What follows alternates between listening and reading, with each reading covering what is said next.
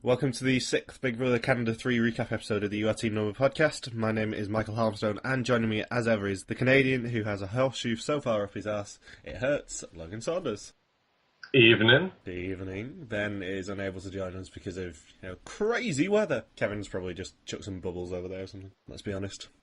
Yeah, I wonder with Ben if his car broke down on the way to this podcast due to the crappy weather, and now he's stuck with Zach overnight on the side of the road. Yeah, I heard he just hit a moose. A moose? Oh, I wish it was Trevor Boris rather than a moose that was hit. That'd be a scenario we could all get behind, quite frankly. You can tweet us using the hashtag yatncast or email us at yatncast@gmail.com. So what did we think of this week, Log?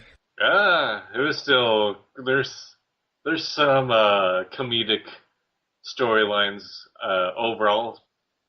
A certain house guest whose name starts with an S in terms of their relationship with another house guest who starts with a B. There's lots to get to there, and we saw this week from a very different perspective from all the other weeks, so I think it's a week that needed to happen overall. Yeah, and also the middle episode especially was amazing for screen capping. I had a lot of fun picking out stuff to screenshot from that episode.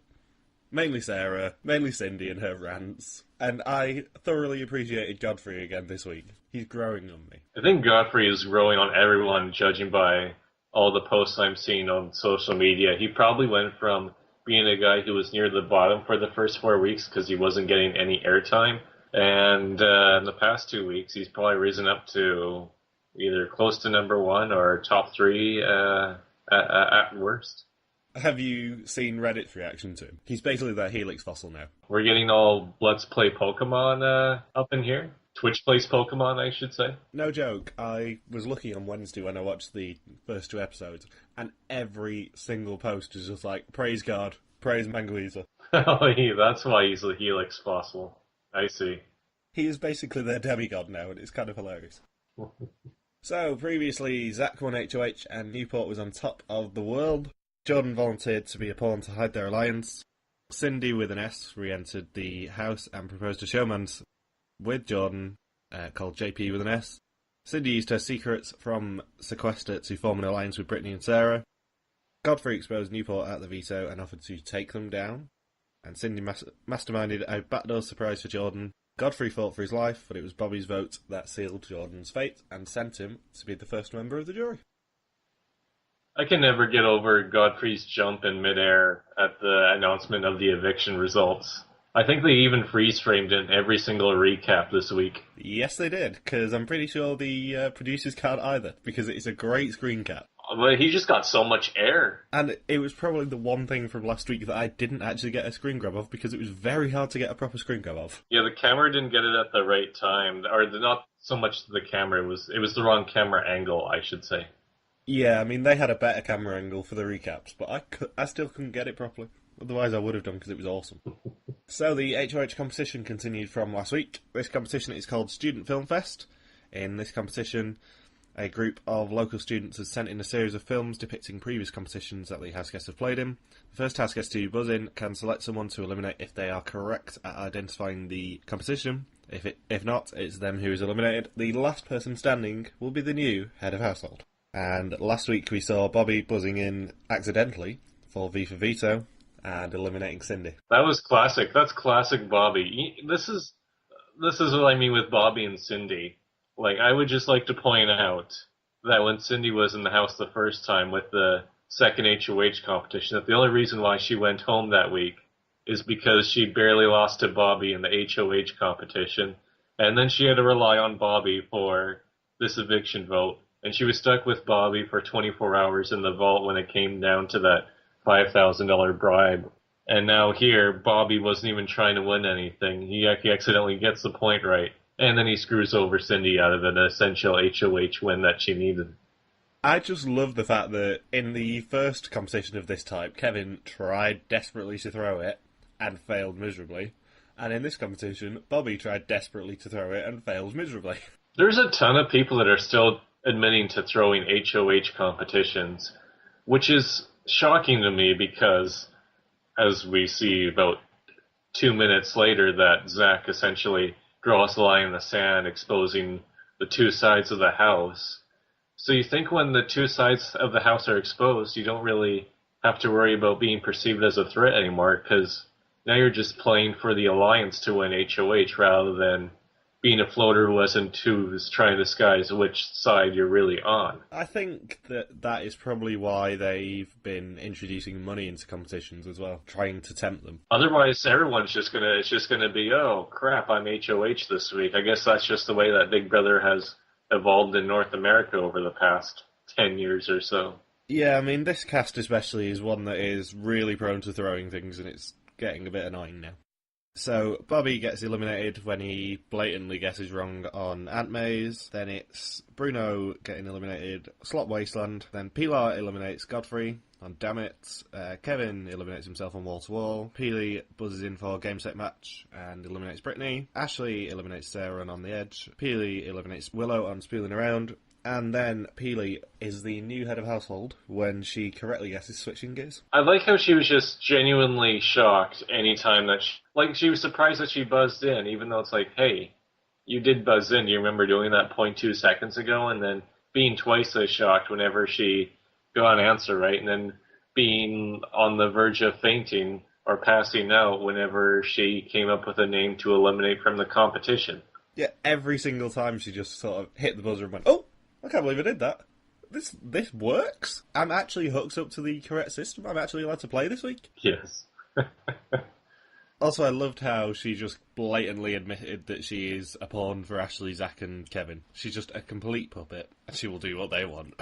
Which is, everything that we thought and more. It's actually pretty painful overall to see Kevin repeatedly say, oh, Peely's being too emotional. She needs to be rational. I'm thinking, wow, Peely's not even getting credit from her showmance. Also, was Jordan the biggest blindside ever? The blindside of the series? Isn't that what they said? No, they said biggest blindside ever. That's a very Stephanie Valencia Survivor Redemption Island-esque quote.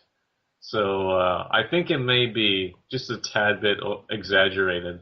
Yeah, I had it circled as what the hell. Biggest blindside ever? Really? It was a big blindside, but I don't think it was the biggest one. And then Cindy, I think, tries to top it off when she was pleading to Peely later on that if she were to put up, I think, Bobby, that it would be the biggest move that this game has ever seen. So just trying to take it to that next level, and I'm thinking, you do know there's been about 200 rounds, or maybe even 1,000 rounds altogether of Big Brother being played worldwide, so I think that's quite the bold statement to try and make.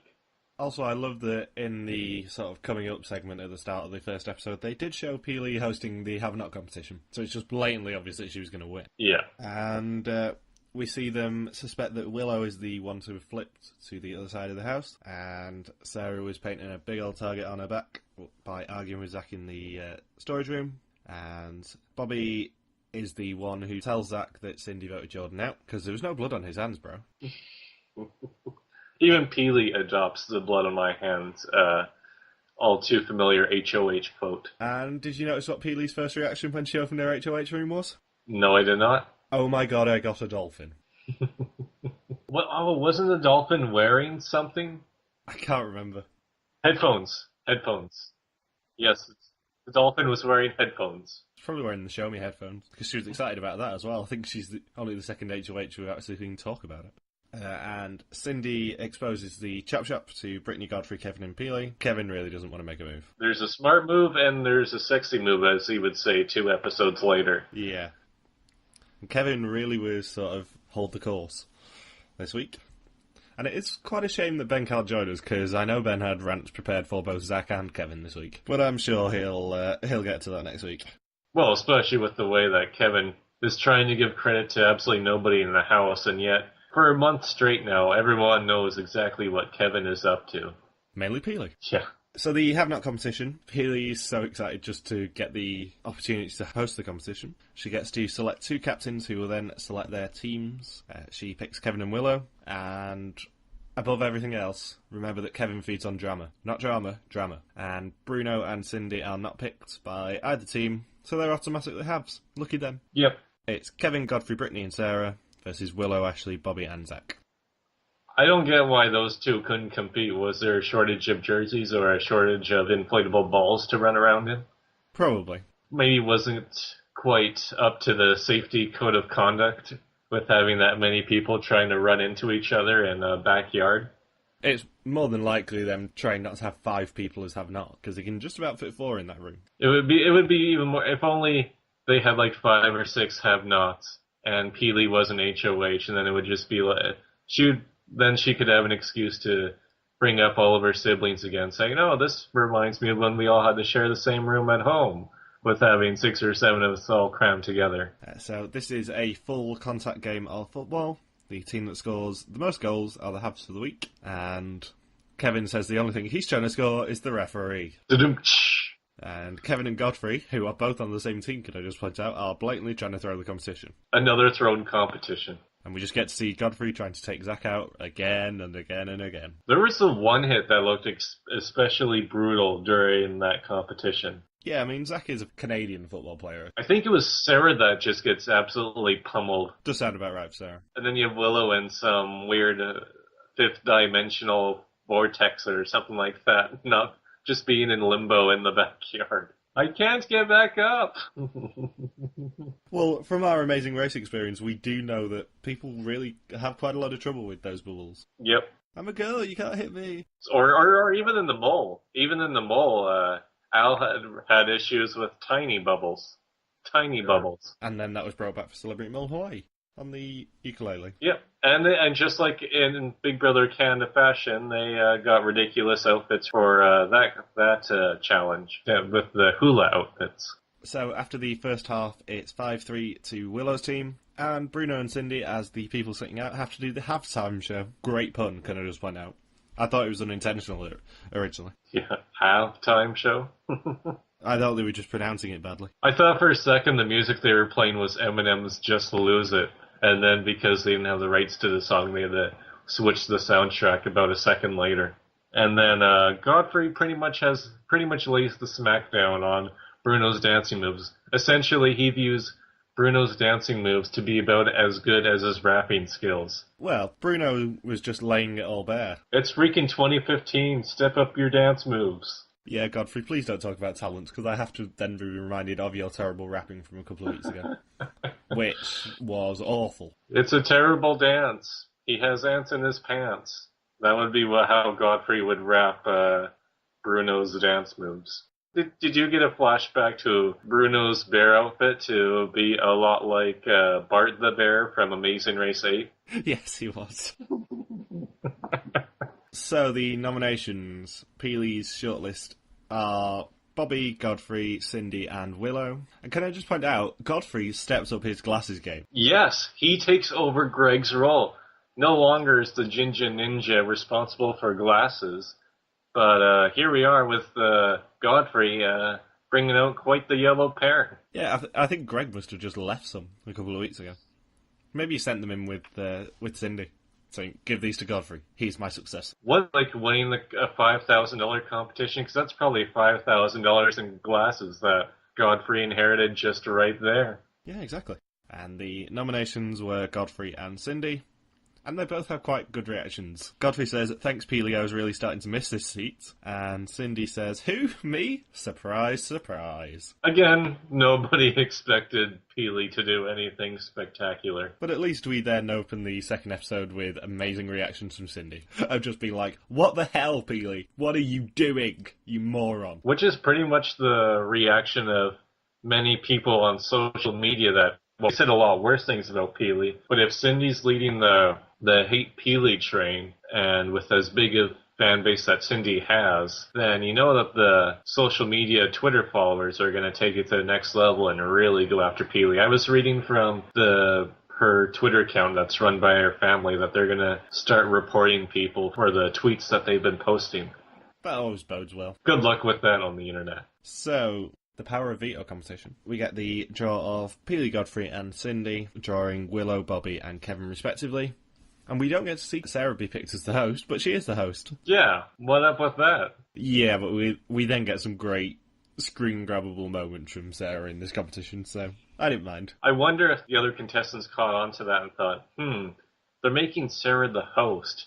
Does that mean that producers like Sarah more than the others who are not competing in this veto competition? Is Sarah the star in the episodes that have aired so far? Well, you know the reason why Sarah was picked to be the host of this competition. Who is more likely to eat at least 2 or 3 $5 meals from KFC? It's going to be a stoner, obviously. That is true. Only stoners would be so out of their mind at the peak of their highs to go through with buying KFC. Because personally, I haven't had KFC in about 15 years, and I do not miss it one bit. And Cindy says she's going to smack down with an S, win this POV, shove it in their faces, and flip this house around. Yeah, about that. Oopsies. You only have one life in this house, Cindy. You only get to flip the house once, as Bobby would say. Wasn't that the worst thing to say to somebody when eliminating them from an HOH competition? Yes, but Bobby is so unbelievably clueless, is a good word. Yes. So, this competition is called Big Brother Concentration. Each person has a colour assigned to them, and one at a time they must head out to one of 84 tables and try and match 2 of the items hidden under domes. If they find a match and it's for their colour, they can take it back to their stand and take another turn. If they don't match correctly, their turn is over. Under some of the covers are game changers, like switch tables, miss a turn, and even one that can eliminate you. Is there the save under one of these tables? One of the domes did contain the revival pass,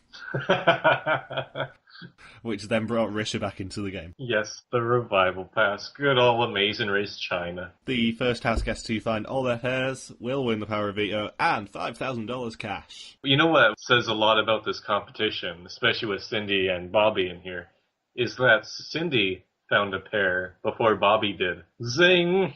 Well, Bobby's just not trying to win anymore, and it's kind of hilarious. Probably throwing competitions in a more obvious manner than Will from BB2. Or a more obvious manner than Jordan was earlier in this season. Or the other Will from Survivor Worlds Apart right now. I'm only going to apologise if it's sincere. Oh, Probst is going to have a field day with you at the reunion, Will.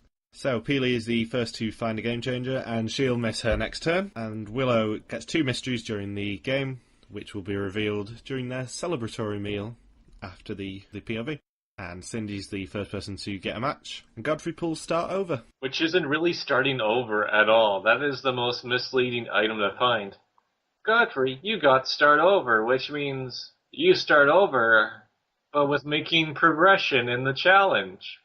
That's a direct contradiction to what start over means. They were just sort of trolling them with that. And then Cindy almost immediately gets to start over as well. Kevin, Bobby and Peeling all get 1 match each before Willow gets her second mystery card, and then the option to trade her box with someone else, which she trades with Cindy. And Cindy then gets her first match with her new box before receiving the power to reveal 2 more tables, or in other words, take another turn. And one of the tables she pulls is the eliminated card. Instant eviction from the veto competition. This is pretty much a reflection of Cindy in the game, though, because she jumps out to a lead when she's supposed to be vulnerable, and then she has to start over, much like she had to start over with being brought into the house for a second time. And then before she can really gain any momentum with regaining the lead, she just gets eliminated right at the start of the competition. So it's a very, very fitting challenge progression for Cindy. And then Godfrey pulls to 2 matches, just as Willow gets her second match as well. And then Godfrey wins the competition with 2 purple medium drinks. I cringed a little. I cringed a little when this aired on TV. I'm thinking, I know the joke that people online are going to make. Let's be above that, folks. Let's be above that. Let's not go quoting Dave Chappelle's stand-up. Let's just move forward here, people. And you would be correct there. Because, of course, the internet made the slightly racist joke here. And Willow's 2 mystery cards were a slot pass for the remainder of the season, and the privilege to wear a outfit of Big Brother's choosing, a ketchup costume, for the next 24 hours. And she uses it for the force of being smutty with her house guests. Volunteering to squirt something, some sort of... We assume she offered to squirt ketchup into Zach's mouth, which is just downright wrong. That's what she meant, right? Yeah, especially when Ashley's sitting there. Because any other interpretation of that statement would just be inappropriate. It would be inappropriate of Willow. And that's rude. I was going for a Dave and Connor reference, but I guess we're in Margie Adams territory now. We can go for Dave and Connor if you want to. How, how could she? How could she be smutty with an older man? You mean Bruno?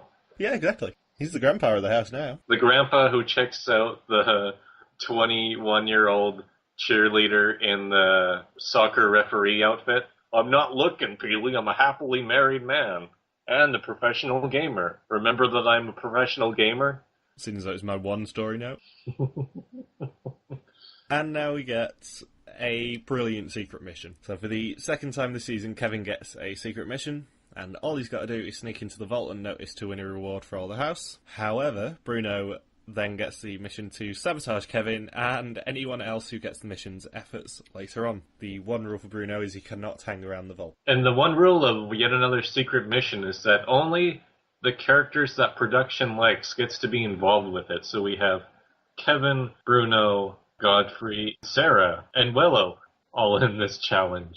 So the main people. My favorite touch of this challenge, though, is that when Godfrey was saying that he had to pee around Peely, that he peeled off to the inside of the house, and then suddenly we get the Beverly Hills Cop Axel F music playing that dun dun dun dun dun dun dun dun dun for like 5 seconds, and I'm thinking, wow, I guess that soundtrack is public domain.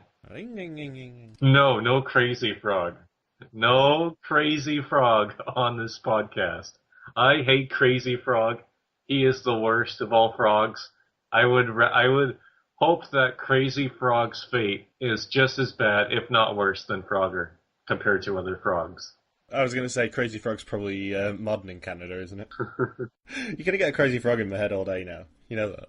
So Kevin decides that nothing distracts people more than bubbles, and so decides to basically try and flood the HOH room, which I'm sure production loved the idea of. I'm going to flood the whole house after production has repeatedly told us that we are the most destructive group of house guests in terms of damage to the overall house. And here we are. We're going to flood this bath with way more bubbles than what's necessary. Even Michael Jackson's monkey would not want to be associated with that much bubbles.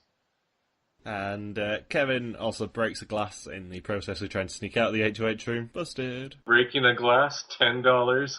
Flooding the bath and forcing repairs, $1,000. Being heist blocked by Bruno, priceless. And then Sarah is the next to receive the mission.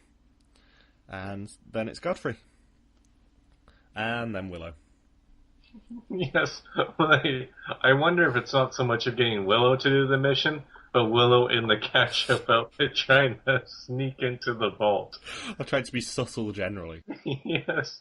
I'm just going to go get some mustard, guys. And then Godfrey, Kevin, Sarah and Willow all failed their missions, but Bruno passed his, so the house won a reward of a masquerade party in the backyard that Willow still has to wear the costume for. I like how Godfrey tried to take over not only the sunglasses role left behind by the Ginger Ninja, but Godfrey said so himself that. He said, I am a ninja, man. I am built for this. So he's not only embracing the sunglasses, but he outright stated that he is indeed a ninja. What do you bet that how bad do you want this veto competition will then make him dye his hair ginger? That would be an interesting hairstyle for Godfrey. So he can become the new Ginger Ninja. And we get the wonderful scenes of Sarah releasing gas. Inappropriate. Yes, but, you know, led to some fun images of Sarah just going, oopsies. They gave Sarah some really lame jokes for this week. A lot of potty humor for her. Speaking of potty humor, or rather potty tragedies, with Cindy and Bobby having an additional fight after Cindy's statement at the HOH ceremony where Bobby's like, oh, you know, Cindy, I know you're in the bathroom peeing right now, but you should apologize to Peely before you're done peeing. And then Cindy repeatedly states that as well. I'm thinking, this is the most messed up alliteration that goes on for a minute straight that I have seen in Big Brother Canada history. Yeah, it's Peely, guys. Yeah, that was a weird scene. And then somebody suggested a Peely sandwich. Probably Kevin, it usually is. I feel like it was someone else, though. I feel like it was a slightly more creepy situation. Not to mention that Bobby threatened to beat up Cindy as well. It's a odd dichotomy of trying to, like, treat Peely as if she was an 8-year-old who just got her feelings hurt by a mean girl. At least Bobby didn't threaten to punch Cindy in the face repeatedly, or ask for someone to punch her in the face repeatedly. If I were a man, I would knock your teeth out, as John Rocker would say. Although I don't think Bobby could pull off an Atlanta accent. It'd be like, "Oh man, I'm not so stoked. I'm not feeling good at all. If you were something other than what you are, I would bring on violence. Yeah." I would just love to see a conversation between Bobby and Wu from Survivor Cagayan. Just like, bro. It's basically the bro to bro app from Silicon Valley. So Bobby has been claiming that he has a secret power of veto.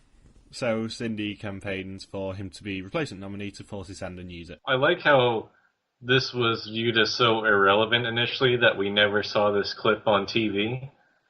And then suddenly it's a big storyline because editors realized, oh crap, they're actually trying to implement this one tiny scene we thought was pointless because it was just it was probably Bobby's 1 millionth pointless lie of the game. Like him being a virgin. But here we are, and Cindy and others are directly trying to bring it up to make sure Bobby gets nominated. And Kevin actually supports the idea because the kid needs to go, but still does nothing about it. The kid needs to go? Cindy thought that the kid needs to go? No, that's what Kevin said. Oh, I think in the next episode, Cindy uses that exact phrase to describe Bobby, but yet Cindy is 2 or 3 years younger than Bobby, which makes the whole situation hilarious. Yeah, Kevin, who's 22, can I just point out, also used it to describe Bobby. Yeah, so basically people who are younger than Bobby are allowed to call him kid. That's demeaning. Yeah, it really winds me up when customers at work call me kid, actually. Mainly because the customers who do it are irritating, but... What about if there was like an Italian customer who's a distant relative of Bruno's and they enter your workplace and they say, "Hey, Mikey!" Would that also annoy you? No, because I'd find the accent, if it was that terrible, hilarious. Until I found out that they were actually from Sicily and therefore a member of the mafia. Yeah, then you wouldn't want to laugh in their face, huh? At which point I'd be like, I'm sorry, sir. Won't happen again. So the veto ceremony. Cindy uses the argument that Godfrey should veto her, and Godfrey reacts amazingly. He's just like, what? And then Cindy completely calls out Bobby in front of the house as a target. Godfrey uses the POV on himself, and Brittany is the replacement nominee. And did you notice that Godfrey has now become the Godfather? The Godfather. He's coming up with... He can't decide on a nickname for himself. Is he the Sleeping Giant? Is he God? The Godfather? Come on now, Godfrey. One nickname and one nickname only. It's like in Survivor Fiji, when James/Rocky/Boston was saying, "Oh, I got a lot of nicknames, Probst," and then Probst says, "Oh, pick one. I'm only going to remember one because you're just going to be a one-time contestant, and I'm not going to care to remember all your other stupid nicknames, so just give me one. Rocky? Okay, we're good." Fun fact, if Rocky from Survivor Fiji and Danielle Di Lorenzo were back on a All-Star season and it was a schoolyard pick, she would pick him because his nickname is Boston. Over the guy who has the Boston tattoo? Yes. Oh, I love Kasaya. I can't wait for historians to speak about Panama, because Kasaya is probably my favourite alliance ever. You know what was another awkward scene that Cindy proposed during the whole bathroom scene with Bobby? She was all complaining like, "Oh, Bobby, if you're going to say something, say it to my face." And I'm thinking, the whole point of the issue here is that Bobby said it while she was peeing. So if Bobby were to say this face to face, that would make the confrontation 10 times more awkward. What are you thinking, Cindy? Bobby just climbs over the stall and, and says, "Cindy." I said it to your face. Just make eye contact. Peely's a genuine girl. Get out of here. I know there's not much privacy in the Big Brother house, but you can back off just a little. You wanted me to say it to your face, Cindy. Peely's a genuine girl and you're laughing at her. And that's rude. She's had enough with being a genuine girl her whole life, and she doesn't need to hear it from people like Cindy. Oh, Margie Adams, I love that we keep getting going in our podcast. So the additional task this week was Big Brother's road trip. Really not a lot to say on this one. So in pairs, house guests must walk the length of Canada from Vancouver to St. John's on a treadmill made to look like a car in less than 24 hours. The weather in each place is actually reflected for the house guests, like the snow for Kevin and Sarah when they go through the Rockies. Trees everywhere and not a single one to smoke. You know what that's from, Mike? I try to think. It's from a poem called The Ancient Marijuana. That explains so much. For some reason, we get random appearances by other house guests playing characters during the road trip, like Kevin the policeman and Sarah the farmer's daughter. That was the worst. That's another lame, oh my god, I can't believe producers made Sarah do this on TV moment, is Sarah playing the farmer's daughter. It was one of the most just cringeworthy scenes of, this is going nowhere, and I do not find this funny at all. They've been pretty good with the additional tasks this season. This one isn't one of them. This one's a bit weak. Although it did leave Zach and Cindy, of all people, stuck on the side of the road together. Yeah. In hour 13, Cindy and Zach managed to pop a tyre and explode the engine somehow, leaving them to spend the night by the side of the road until Big Brother can be bothered waking them up. This is very different rules, because I thought in this situation that they could ask for a replacement car, but without a time credit awarded. Yeah, they do have to get there in under 24 hours, remember. And to be honest, Cindy probably just put diesel in the petrol engine. Yeah, Cindy really did have a Terry and Ian or Aaron and Ariane type moment. Yeah, and no one was around to know how to get it out of the engine. During hour 22, Ashley and Willow hit Marsha the Moose when she's crossing the road. She's dead! Marsha is dead! Oh no, she said that she can recover from being hit by a car. She'll be back for Marshland 2, Electric Boogaloo. And Godfrey wanted to eat Marsha. I mean, that type of meat is probably fairly valuable and tasty. I wonder if he would eat the bones too, or if that just applies to chicken bones. Oh no, I'm sure he would. And for some reason, Marsha sends Willow and Ashley a bottle of champagne each for trying to kill her. Yes, shouldn't the gift be the other way around? You don't say, "Oh, I'm sorry, I got in the way of your car while I was walking. Here's a bottle of wine while I suffer chronic pain for the remainder of my life." Yeah, or compensation, or just anything. Yeah, they should have gone to civil court or something like that. Now that's something that some of these house guests would have a tough time wrapping their heads around. I would love to see Judge Rinder between Marsha the Moose and Willow and Ashley. Why on earth did we get the scene about Willow sharing her champagne with Sarah? Did you see Sarah just trying to attack the foam in the glass of wine? That did not work out well for her. You don't attack the foam like that. That's I guess Sarah should stick to drugs that can be smoked, because clearly drinks is not her area of expertise. I'm assuming they showed it to sort of evidence the alliance between Sarah and Willow, but also there wasn't actually any other mention of whether Sarah gets a punishment for drinking champagne while she's on Have Not. Well, she only got the foam part of it, so that's probably painful enough that she didn't actually get to have the part of the wine that counts. They should have had John from the last season of Survivor, John and Jacqueline. They should have had John there to demonstrate properly to Sarah how you consume wine. Sarah definitely had a glass. She had a glass of champagne in it, so she must have drunk it, because I'm sure we would have not seen her say, "Oh, I'm going to get a punishment for this." Yeah. So, the eviction. It's Brittany versus Beast Mode Princess. Cindy. What's this about? Too many nicknames for house guests this season? Yeah. However, we do get to see the return of my favourite nickname for anyone in the season, Arissa the Golden Goddess.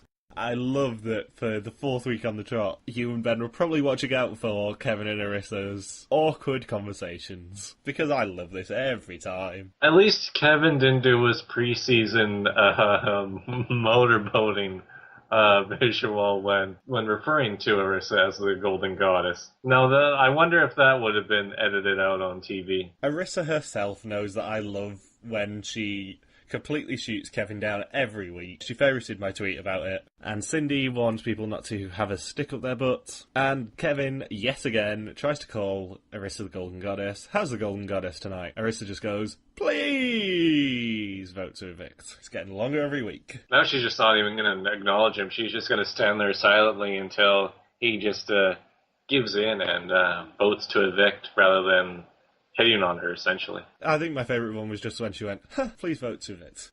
Just like, bless. Sweetie baby darling. Kindly sod off, Kevin. I don't think Arissa would ever utter that direct statement. I have a feeling that quite hasn't made its way to Canadian borders. I'm working on it. Little by little. This is a game of inches, Michael. Exactly. Game of Inches. Probably the sex tape one of this cast fairly soon. Probably Zach's. Let's face it, he's from the prairies. Not got much else to do. You know he's really chasing after that masculinity there, especially during the have-not competition where Sarah tries to grab a ball and then, two other guys try to squish Sarah between the balls there, and then Sarah just completely collapses. I think Zach was one of those two people. So it's not a big surprise that here we are, a game of inches, and then this is Zach, definitely an unintentional shot at Zach. And by a vote of 8-0, Cindy is re-evicted. If only she was a sixth-generation white man. Exactly. With 3.5%. And speaking of percentages, that is 20-0, I think, in eviction votes against Cindy. 0% people voted to keep her. Because it was 12-0 the first time, wasn't it? Yeah, it would have been. That has to be a record. I don't think, because we see people get unanimously evicted, well, especially in recent seasons of Big Brother where unanimous evictions are increasingly popular. But it's very rare to bring back somebody who was unanimously evicted and then be re-evicted unanimously just 2 rounds later. 20-0 is ridiculous to have 12 then 8 just completely go after you. I know that I said a couple of weeks ago that I didn't particularly want Cindy to come back because I wasn't sure whether she'd be able to redefine her legacy, but I was wrong, happily. Cindy died for her sins, Michael. Cindy died for our sins. She left herself at the altar of God. Yes, Godfrey. She was the sacrificial lamb. And they ate her bones. They ate her bones too. I hear you never leave the bones alone. But yeah, I'm pleasantly surprised at how Cindy managed to redefine herself, basically, and impress. Yeah, but she was doing a lot of the same stuff from before, so we were already impressed with her from the start of the season in terms of just being an overall over-the-top character who was extremely aggressive and somehow super lazy except for when it came to competitions. But when it came to the social game, everyone saw right through her as being transparent, so they just knocked her out because of how aggressive she was playing. And that was with her being safe the first week, saving herself the first week, and then being evicted the first chance they got in the second round. And then it was exact same thing this time. Be safe for the first week and then re-evicted unanimously again the second week. Without having seen the sideshow, I'm going to assume that Gary and Peter had a go at her for not following their advice of laying low, because they both said it to her before she went in the house. They both said it to everyone before they went into the house. But did you hear what she said at the end of the episode, though? That I think Cindy genuinely believes this, that she thought that laying low would have made no difference, but yet I think it would have made all the difference. She was in the perfect spot. It was awesome that Jordan went home, but that's what I mean by Cindy dying or that she died for our sins, because she was going after the people that we wanted to see go, but it was really at the sacrifice of her own longevity in this season. And also, I felt really bad for her when she was chatting to Arissa and she cried. Yep. It was like, she was as depressed as the Wolf and Family Guy who was tricked into saying cockle-doodle-doo at the moon. But then she gets to be a part of maybe my favourite HOH idea ever. I love this composition. It's so good. I don't know the results, but it's such a great idea. The HOH competition for next week is called Retribution, or Retribution as Arissa called it. Arissa will ask Cindy a series of questions and ask her to rate them from 1 to 100. Then the house guests must guess what Cindy said. The person who is furthest to Cindy's answer is eliminated. In the event of a tie, all tied house guests will be eliminated unless they're the final 2, in which case Cindy herself picks the new head of household. In other words, it is production's way of intervening and letting the popular players, because Cindy likes the popular players, to regain control of the house. The last person standing or selected by Cindy is the new head of household. Is that what's going to happen with the veto competitions too? Is that they're just going to pull out a chip and instead of house guest choice, it's suddenly Cindy's choice and she just chooses who you pick for the veto competition on your behalf?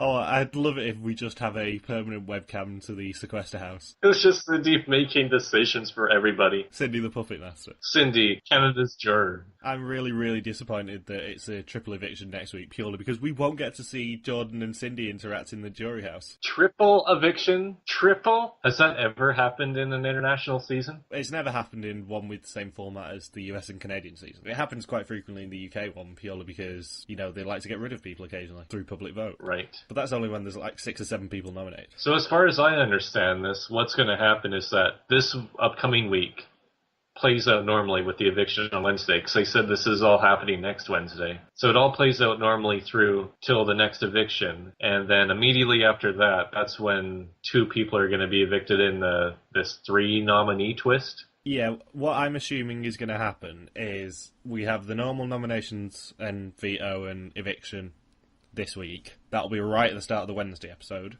Then someone will win HOH, probably be taken straight to the vault and told you have to nominate 3 people. They'll play the veto as normal with 2 people randomly drawn, and then 2 people will be evicted.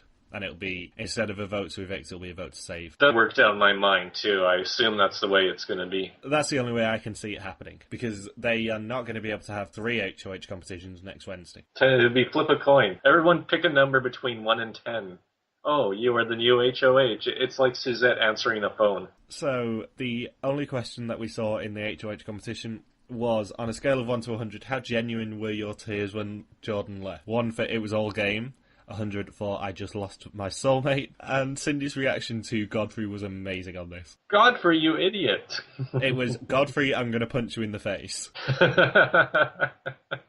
Oh, Godfrey. Our Lord and Saviour Godfrey is eliminated with a score of 5 when Cindy said 62. I wish you would have put down 69. Just put 69 for every answer. If Cindy were to pick the same number every time, and it ends up in a mega tie, then, because people would catch on to what Cindy is doing, then Cindy just gets to decide who wins HOH. If only her brain worked out the challenge fast enough to just slap the table a bit and manipulate the game. She might have been told by production not to do that, though, because that is an obvious way to break this game, and therefore ruin an amazing HOH idea that they can keep coming back to. Why didn't everyone just pick 50? That would be my safe guess. Always choose 50. Don't be like Aris and Danielle on Exile Island and be like, 4, 10. You gotta go middle of the road here. I love this idea, because I just think that it's so vindictively brilliant. Making them pick numbers on a scale from 1 to 100 made me think that Drew Carey should have been there, and just, he wouldn't host it for that long, but at least he would be able to host it for a little bit, and then just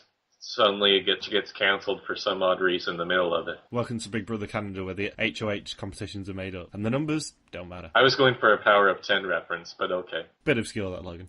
So yeah, who do we think is going to win HOH? I can't answer that because I believe I know. You go ahead and answer it. I'm hoping it's going to be Sarah, but I doubt it's going to be Brittany, given how much they apparently don't like each other, Cindy and Brittany. But basically anyone who is in the alliance that's going to take out the couples. Do we know if Willow has flipped for sure to the other side? Willow said her final 2 was Sarah, so I'd assume so. Yeah, so now it's essentially 6 versus 4 is what the house configuration is. And then if the larger side wins, then hopefully they're not stupid enough to just go after Bobby and Bruno and actually just take out a member of the Diaper Alliance. I was looking at the feeds before Wednesday's episode. The Big Alliance said they were going to target the couples. So I either put Ashley and Zach, or Kevin and Peely up together. Probably Ashley and Zach. I like how those 4 were the ones in power for this whole week, and yet still, we didn't really see much of those 4 outside of Kevin giving Peely pep talks. It wasn't from their perspective at all. It was like, well,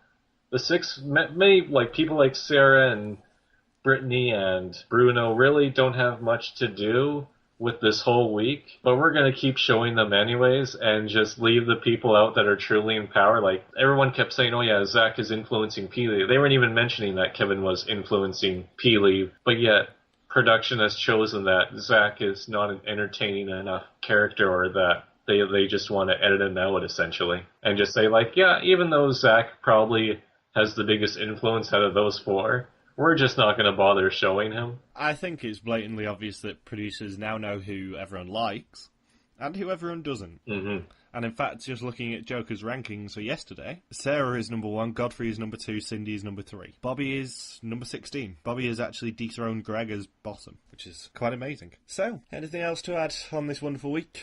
Do you think that they picked next week to be the triple eviction for any particular reason? The fact that they need to get rid of a lot of people and they've only got 3 weeks to do it. That's a big one. Do you think that they're going to intentionally set up an HOH competition and, slant the table so that, say, I don't know, like, we pretty much just get rid of the Diaper Alliance within the span of one night? Well, hopefully, because producers obviously know that we love Sarah and we love Godfrey and we loved Cindy. So I think that there's going to be a little slight manipulation this week in terms of trying to get rid of the people that everyone doesn't like outside the house. Right. Oh, I know one thing regarding Cindy. Something that also came full circle with her being evicted here is that she was evicted in the second round with an S, and she was evicted sixth with an S. She got eliminated in rounds that start with an S. Appropriate. She avoided the first, the third, the fourth, and the fifth, but she got second and sixth. She also avoided being voted out when in the only round where people could write your name down as well. If only. Yeah, which is another disappointment. Isn't that just incredible, though, that she gets evicted the only 2 times where she was vulnerable this season? I find that to be downright hilarious. That her assessment of her was completely contrary to what we said at the beginning, that we thought she would be useless in competitions and that it would be her social game and personality that would get her far. But really, it's the social game probably doomed her, and it was the competitions that made her popular with the audience and her aggressive gameplay. And the fact that she outrageously flirted with Bobby in the second HOH, or in the first HOH, so that anyone could play. That was the first real HOH, wasn't it? The second week's HOH. Yep, and both HOHs that she loses, it's only because of Bobby. Oh, Bobby. Something tells me that she's not going to vote for Bobby at the end if he gets there. I don't think Bobby will get there, is the main thing, because it's the only thing that both the alliances agree on, is that they don't like Bobby, and Bruno can try his best to drag Bobby as far as he can, but the first time that Bruno doesn't have control and somebody else puts Bobby up and Bobby doesn't win veto, Bobby is so gone. Who do you think is going to walk out of the house on Wednesday? Rodney? I think Rodney's going to walk out. I think he's going to quit. I think we'll probably see the Diaper Alliance minus Peely go home, because Peely is a brilliant goat. I would agree with that. It would conclude Ashley as being probably the most irrelevant house guest to make a deep run out of the 3 seasons of Big Brother Canada. I would say that, assuming a good person wins the HOH, which I am going to try and stay blink and I'm going to try and not find out who wins and who gets nominated and that sort of thing, I'd say that it's probably going to be Ashley and Zach as the initial nominations, with Kevin as a potential replacement. No one's going to target Peely unless they have to. And it'll probably be Zach who goes home then, and then they'll clean up Ashley and Kevin during the triple. You know what would be hilarious with Peely being by herself is if she's completely alone against whatever the other alliance is left at that point, is if she wins HOH and now she doesn't have anybody like Kevin, Zach, or Ashley to tell her what to do, so she has to make decisions on her own, and then she takes everything at face value, and she ends up being like the judge from the sketch in the Jamie Kennedy show, where she just completely goes back and forth and believes every single word that the other house guests say. I think that would be a week of gold for Big Brother. In that case, I'd assume that Sarah and Brittany and Willow would get into her ear and try and get her to target Bobby and Bruno. Oh, did you hear about what Willow said on the live feeds that I guess is not making her too popular? Yes, I did. She said something rather inappropriate, shall we say, and something that isn't really worth repeating. And yet she still is in the top half on the rankings. I think the quote, what she said on the live feeds is probably gonna blow over rather quickly. I think it's a very minor incident. Meanwhile, speaking of blowing, Zach and Ashley... Great! Great non sequitur there, Logan. Yeah, so much for those two trying to hide their alliance in the beginning of the game. That ship has sailed for a long time. Do you think that the hidden power in the Have Not room is going to appear next week as well? No, I think the triple eviction will be enough of a twist for 1 week. It'll be the following week where I sense that the Have Not room will come into play. If it was up to me with the triple eviction, I would do it a little bit differently. What I would do is have them do a normal week up until Wednesday, and then have the HOH be won on Wednesday as well, have 2 nominations be made, have the veto be played, bring the veto winner to the vault, say you've got the power to veto someone off, to save someone from nomination, but you also have the power to nominate someone regardless of whether you use this veto or not, and make it basically a diamond power veto. Because that would be a much funnier way of doing it for reactions. Diamond power veto, good old Matt.